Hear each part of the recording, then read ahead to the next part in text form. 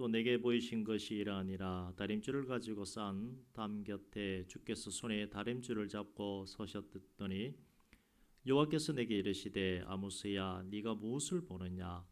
내가 대답하되 다림줄이니이다. 주께서 이르시되 내가 다림줄을 내 백성 이스라엘 가운데 두고 다시는 용서하지 아니하리니 이삭의 산당들이 황폐되며 이스라엘의 성소들이 파괴될 것이라. 내가 일어나 칼로 여로보암의 집을 치리라 하시니라. 아멘. 오늘 제목은 다림줄입니다. 우리가 처음 신앙생활을 하게 되면 하나님에 대해서 좋으신 하나님으로 배우고 신앙생활을 시작합니다.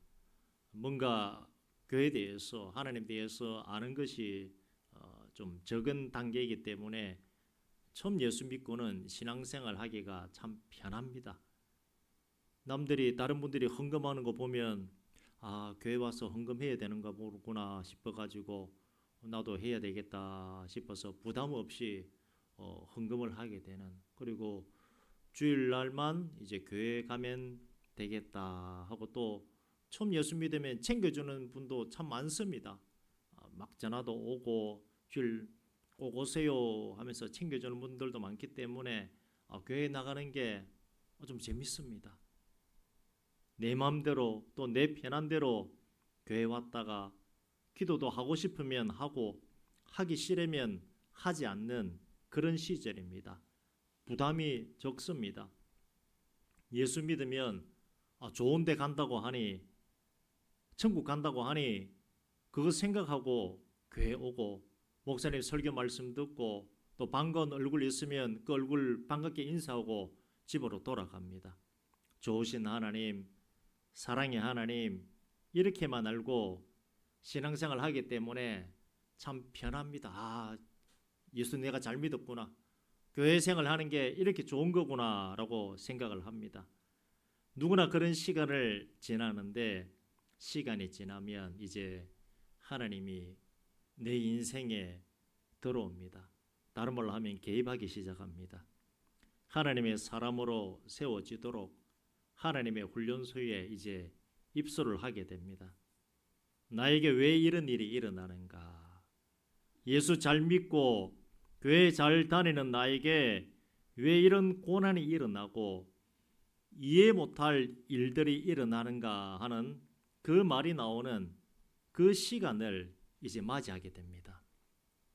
시간이 지나면서 연단도 받고 여러 가지 영육 간의 훈련을 받으며 신앙생활을 하게 됩니다.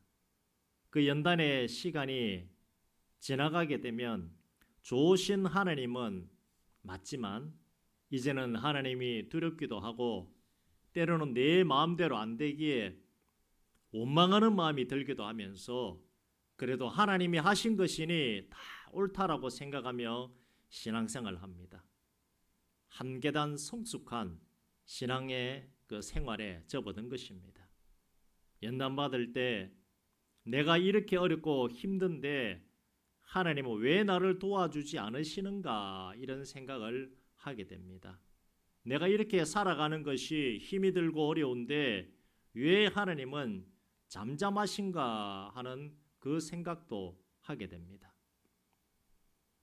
여러 가지 하나님에 대한 궁금증이 있어도 하나님이 하시는 것이지 하나님의 주권이라 생각하고 하나님을 믿고 하나님께 맡기며 신앙생활을 합니다.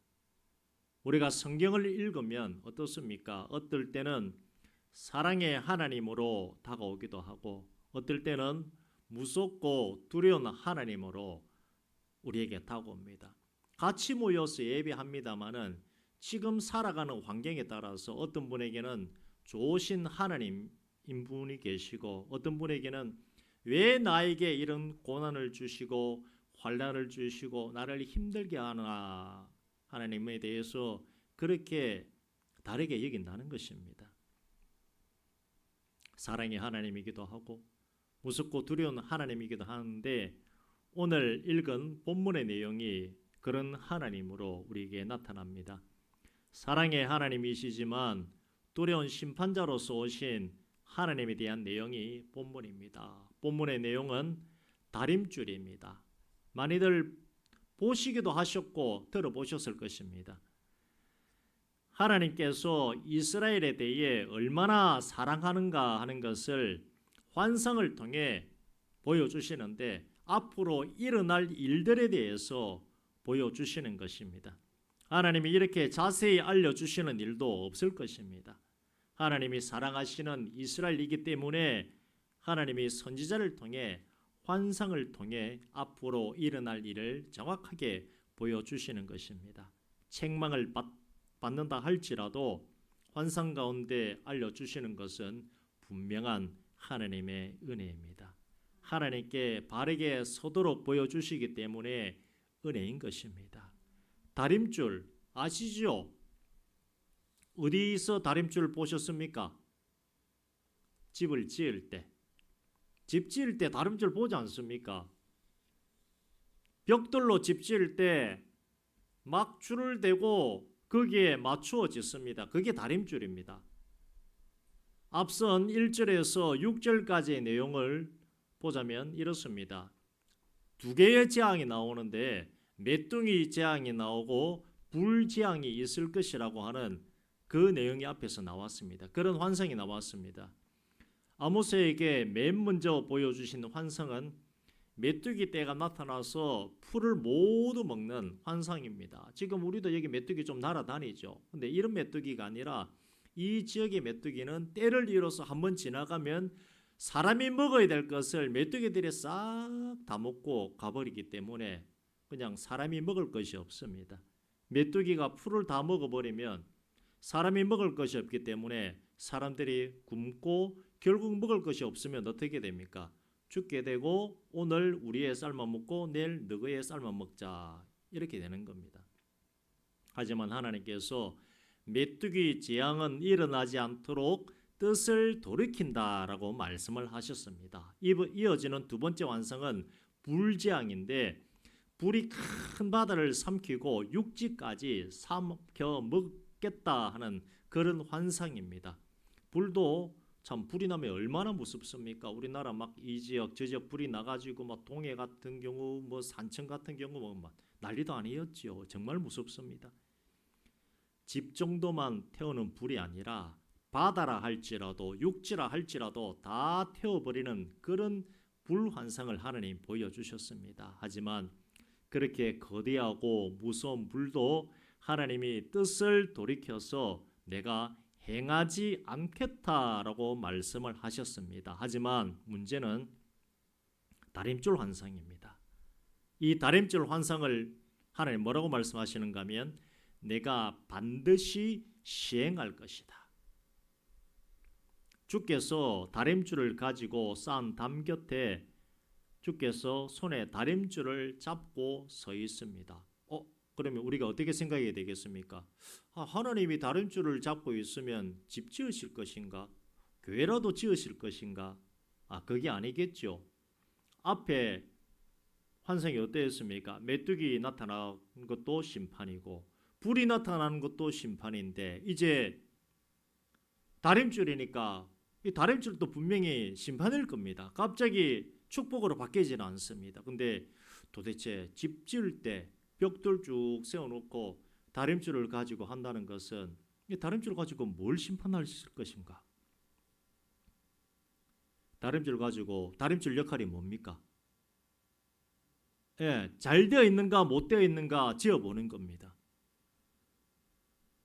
하나님이 벽돌을 쌓았습니다. 집 짓는 사람입니다. 하나님이 짓는 집은 정확하겠습니까? 삐뚤어지겠습니까? 정확하겠죠. 누가 보더라도 하나님이 짓는 집은 정확합니다. 그런데 하나님이 집을 지었습니다. 벽돌을 세웠습니다. 다림줄로 요래 가지고 막 하나님이 탁 쳐다봅니다. 쳐다보는데 벽돌이 툭 튀어나온 것도 있고 누가 막 원마로 때렸는지 부서진 것도 있고 엉망진창입니다. 이게 무슨 말이겠습니까? 하나님 지어보니까 다림줄로 분명히 하나님이 지어가지고 벽돌을 쌓고 집을 지었는데 그러면 이 집은 누구겠습니까? 구약시대니까 우리는 아니겠지요. 우리는 아닙니다. 태어나지도 않았는데 누구겠습니까? 그러면 하나님의 백성인 이스라엘 사람들입니다. 하나님이 다림줄을 가지고 탁 지었습니다. 벽돌 해가지고 집을 지을 때 하루아침에 갑자기 지은 것이 아니라 오늘 벽돌 하나 쌓고 다림줄 지어가지고 또 쌓고 하면서 다림줄로 쫙 잽니다. 그게 뭔가 하면 이스라엘 사람들의 역사입니다. 무슨 말입니까? 다른 말로 하면 낮에는 구름 기둥, 밤에 불 기둥으로 지켜 보호 인도하셨고 너희들 이렇게 살지 말아라 저렇게 살지 말아라 하면서 율법과 규례를 주셨습니다. 그대로 살려고 했는데 하나님은 분명히 바르게 너희들 이렇게 해야 된다 다림줄로 쭉 지어가지고 했는데 지금 보니까 어떻습니까? 엉망진창이더라는 것입니다. 하나님의 말씀으로 정확하게 가르쳐 주셨고 다스리셨고 양육한 민족이 이스라엘인데 그 이스라엘에 대해 하나님께서 다림줄로 지어보시고 잘못된 일들이 있다면 이제는 용서치 않겠다는 겁니다. 계속해서 하나님께서 이렇게 해라 저렇게 해라 했는데도 지금 지어보니까 엉망진창인 겁니다. 본문에 보면 이렇게 말합니다. 이삭의 산당들이 황폐되며 이스라엘의 성소들이 파괴되고 하나님이 칼로 여로보암의 집을 치리라 그렇게 말합니다.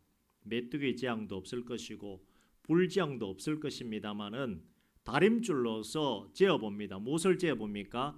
살아온 모든 것들에 대해서 지어본다는 겁니다. 하나님이 지어보고 정확하게 내가 너희들 어떻게 살아왔는지 내가 심판하리라고 말씀하시는 겁니다. 누가복음 13장 3절에 이렇게 말합니다. 너에게 이르노니 아니라 너희도 만일 회개하지 아니하면 다 이와 같이 망하리라고 말씀을 하셨습니다. 예수 한 번 믿었다고 천국 가면 좋겠습니다만은 예수 한 번 믿었다고 천국 가는 것 아닙니다. 예수 믿었다면 그 후로는 제대로 된 신앙생활을 해야 됩니다. 제가 서두에 뭐라고 말씀드렸습니까? 처음 교회 나올 때는 잘 모르기 때문에 교회만 오고 가고 남들 헌금하니까 보니까 헌금하는구나 하면서 헌금하고 참 편합니다. 그런데 시간이 지나면 그렇지 않지요. 알면 알수록 신앙생활이 어려워지고 직분 맡게 되면 그 직분이 누르는 그 압박감 때문에 신앙생활을 제대로 할 수밖에 없습니다. 그런데 예수 수십 년 믿었는데 사고치고 다닌다 그러면 곤란하지요. 누가 봐도 희미한 신앙생활을 했다 그런다면 옆에 예를 들어서요. 우리 중에 누군가가 천국에 갔는데 야 희미하다 이런 말이 나오면 참 그게 무서운 말입니다. 저분은 당연히 천국 갔지 이런 말이 나와야 되는데 희미하다. 정말 희미하다. 같이 예수를 믿었는데 정말 희미하다. 이게 정답입니다. 사실 정답입니다. 옆에 분들이 느끼는 게 정답입니다. 가족들은 당연히 천국 갔다라고 말합니다만은 다른 분들이 보기에 희미하다. 저 사람 신앙생활 하는 것 보면 과연 천국 갔겠냐라고 한다면 그 말이 정답입니다. 희미하다고 하는 그 말이 정답이라는 것입니다. 예수 믿는다는 말은 하나님의 사람답게 제대로 신앙생활을 한다는 뜻인데 희미하게 신앙생활을 했다고 하는 말을 들으면 같이 신앙생활 한 분도 천국에 들어갈지 못 들어갈지 자신할 수 없다는 뜻입니다. 근데 그 말이 정답입니다. 우리는 하나님의 자녀이기 때문에 천국 들어갈 때 그냥 들어가야 됩니다. 그냥 들어가시길 바랍니다. 자녀가 아침에 학교에 간다든지 아니면 직장에 갔다가 이제 저녁에 학교에서 돌아온다든지 아니면 직장에서 퇴근해서 옵니다. 근데 집에 들어올 때 아버지 아니면 어머니 아니면 할머니 저 집에 들어가도 될까요? 라고 묻는 애가 있습니까? 아무도 없지요. 아버지 집에는 그냥 들어가는 것입니다. 천국 들어갈 때 그렇게 들어가시길 바랍니다. 묻고 들어가는 경우는 말이 안 되는 겁니다. 근데 희미하게 신앙생활 한 분들은 가족들은 당연히 갔겠지라고 생각합니다만 어떨 때는 그럴 경우도 있습니다. 가족들도 하는 말이 목사님 천국 갔겠습니까? 물어볼 때가 있습니다. 그럴 때 목사는 답을 알고 있으면서도 말하기가 어렵거든요. 당연히 천국 갔지요라고 말씀은 드립니다만은 정말 가셨겠나 이럴 때가 있다는 겁니다. 물론 우리는 해당 사항이 없을 겁니다. 그런 분들은 1년에 뭐 교회 한두 번 보이고 이런 분들 계시지 않습니까? 그런 분들을 예를 들어서 말씀드리는 겁니다. 그렇기 때문에 교회 한 번 나왔다고, 한 번 예수 믿었다고 천국 가는 것 아닙니다. 스스로의 믿음에 대해서 확정하시길 바랍니다. 내가 지금 죽어도 아버지 집에 자녀가 문을 열고 그냥 들어가지, 내 집에 내가 문을 열고 들어가지 아버지 들어가도 되겠습니까? 물어본다면 그거는 정말 잘못된 신앙생활 한 것 아니겠습니까? 이스라엘 민족이 구약 성경에 보시면 하나님께 징계를 받아 참 처참하게 죽기도 하고, 아까 말씀드린 것 먹을 것이 없어가지고 오늘 우리의 삶아 먹고 내일 너희의 삶아 먹자 하는 그런 인생 살다가 죽었다고 해서 그들이 지옥에 갔다라고 말할 수는 없습니다. 오히려 이 땅에 살면서 그들이 죄값을 치렀기 때문에 천국에 들어갔을 것이다라고 하는 것이 더 맞을 것입니다. 우리 장로님, 권사님, 집사님, 우리 주일학교 학생들 예수 믿는 이유가 어디 있습니까? 천국 가려고 믿는 것 아니겠습니까? 예수 믿고 잘 되어지고 잘 먹고 잘 살고 좋은 학교 좋은 직장 가는 것은 그 다음 문제입니다. 예수 믿는 제1의 목적은 우리가 소위의 문답에서는 하나님을 영어롭게 하고 그를 영원히 즐거워하는 것이다라고 말은 합니다만은 우리 입장에서 보면 뭡니까? 하나님 잘 믿고 천국 가는 것이 우리 목적 아니겠습니까? 나더러 주여 주여 한다고 천국 가는 것이 아니라 하나님 뜻대로 해야 천국에 간다라고 말합니다. 그렇기 때문에 우리는 두렵고 떨리는 마음으로 구원을 이루어 나가야 합니다. 매일매일 내가 정말 예수 잘 믿고 있는지, 예수님 생각하고 살아가는지 항상 돌아보시길 바랍니다. 다니엘서 5장에 보시면요, 벨사살 왕이라고 하는 그 왕이 잔치를 베풀고 있는데 갑자기 큰 사람의 손가락들이 나타납니다. 나타나서 벽에다가 글을 씁니다. 그 글이 뭔가 하면 메네메네 데겔 우바르신이라고 하는 글이 나옵니다. 왕의 잔치입니다. 왕이 최고지요. 대통령은 아무것도 아니지 않습니까? 왕은 자기 마음대로 다 할 수 있는 사람입니다. 이 왕이 자기 마음대로 모든 것을 행하고 있는데 큰 손이 나타나가지고 메네메네 데겔 우바르신, 뜻이 뭔가 하면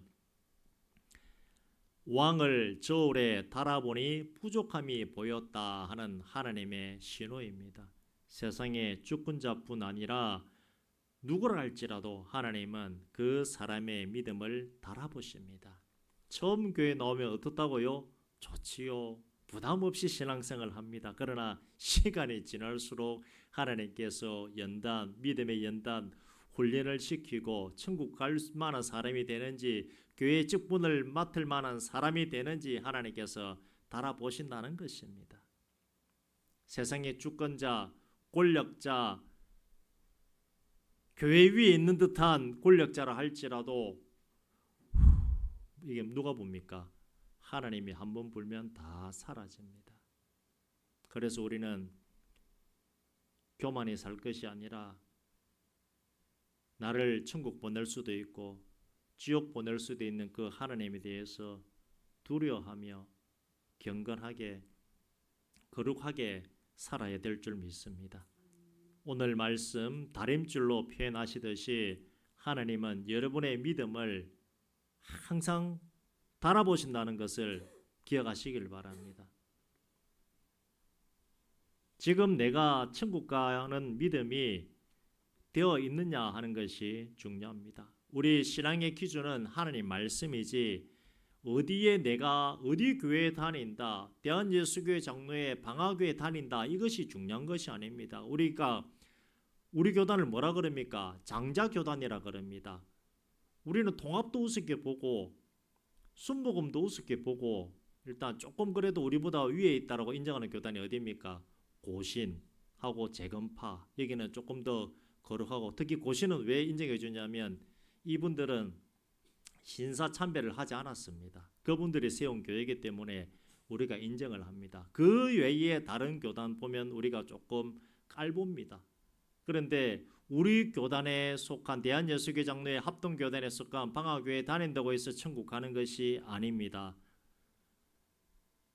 내가 천국 가는 것은 누가 해야 됩니까? 내가 신앙생활을 잘 해야 되는 것입니다. 죽어서 천국 문 앞에 섰는데 내가 여기를 들어가야 되나 말아야 되나 고민하거나 내가 천국 들어가는데 누가 나를 막아서는 그런 신앙생활 하지 마시고 내가 이제 천국 문에 도달했으니 내가 아버지 집에 당당히 들어갑니다라고 하며 들어가셔야 되지 않겠습니까? 죽음을 두려워하지 마시길 바랍니다. 죽음을 두려워하는 것은 안 믿는 분들이 두려워하는 것이고 우리는 그냥 눈 감고 호흡이 끊어지면 어디 가는 겁니까? 고향집으로 돌아가는 겁니다. 본향으로 돌아간다라고 성경은 말하고 있습니다. 죽는 것이 아니라 육신이 자는 것이고 내 영혼은 아버지 집으로 돌아가는 것입니다. 그리고 예수님이 다시 오시면 이 땅에 있는 내 육신과 낙원에 있는 내 영혼이 하나 되어 가지고 완전체가 되어서 영원한 천국에 들어가게 되는 것입니다. 그래서 죽음에 대해서 두려워하지 마시길 바랍니다. 그냥 자는 겁니다. 그런데 예수 믿어 본향으로 고향집으로 돌아가야 되는데 하나님께서 달아보시니까 야, 너 안 되겠다. 도저히 안 되겠다. 너 예수가 보이지 않아. 그리고 예수를 믿는다고 하는데 뭔 이렇게 사고를 많이 치고 다녔니? 이런 말을 듣지 마시길 바랍니다. 그게 아니라 지금이라도 하나님이 오늘 그냥 방학교회는 다 같이 천국 가자 한다 그러면 다 그냥 들어가는 그런 신앙생활 되어져야 되지 않겠습니까? 아이고 목사님 저는 이제 10살인데요. 10살이 중요한 것이 아니라 하나님께 들어가는 것이 중요한 문제입니다. 이 땅의 산들 우리 군사님 뭐 100세가 다 되셨습니다만 뭐 200세까지 누가 살겠습니까? 살아본들 몸이 여기저기 고장났는데 200세까지 계시고 싶으십니까? 그냥 좀 움직일 때 편안할 때 가는 것도 천국 고향으로 돌아가는 것도 어떻게 보면 은혜입니다.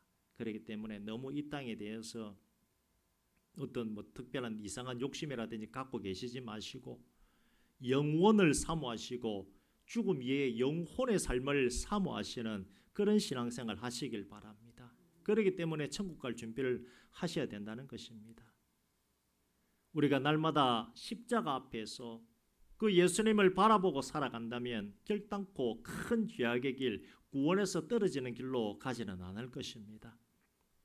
주님 다시 오시는 그날까지 다림줄이 아니라 다림줄은 바람 불면 한 번씩 흔들리죠.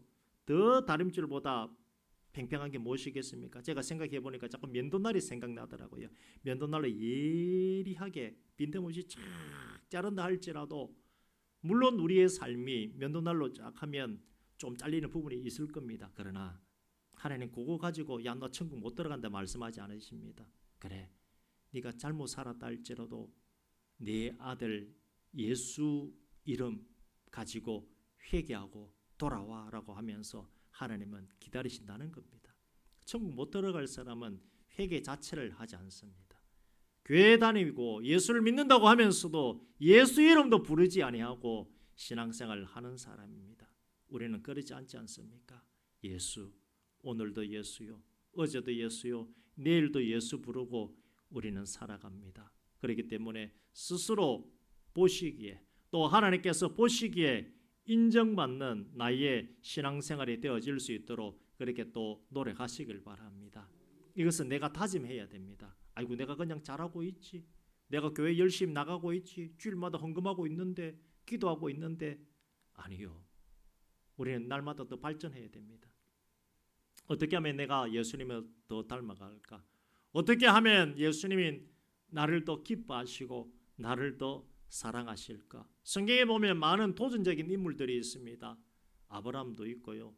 다윗도 있습니다. 바울도 있습니다. 보면 하나님을 기쁘게 해드리고자 열심히 했던 사람들입니다. 그 사람들이 우리의 자극제가 되어져야 되고 궁극적인 최종 우리 목표점은 누굽니까?